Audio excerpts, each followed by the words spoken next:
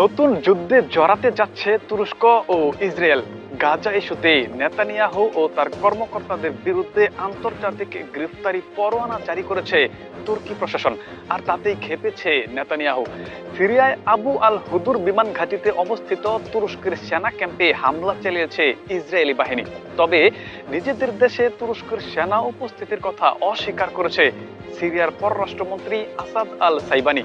এই ঘটনার পর সিরিয়ার সার্বভৌমত্ব রক্ষায় সর্বোচ্চ সহায়তার প্রতিশ্রুতি দিয়েছে তুর্কি প্রেসিডেন্ট রিসেপ তাইয়েপ এরদোয়ান। এমন অবস্থায় নেতানিয়াহুর প্রতিরক্ষা মন্ত্রী বলেন, প্রেসিডেন্ট এরদোয়ান তুরস্কের জন্য বিপজ্জনক পদক্ষেপ নিচ্ছে, যা খুব দ্রুতই যুদ্ধে রূপ নিতে পারে। তিনি আরো বলেন, ইসরায়েলের জন্য হুমকি এমন কোন রাষ্ট্রকে আমরা মাথা চারা দিয়ে উঠতে দেব না। অথচ মুসলিম প্রধান দেশগুলোর মধ্যে তুরস্কই সর্বপ্রথম ইসরায়েলকে রাষ্ট্র হিসেবে স্বীকৃতি দিয়েছে।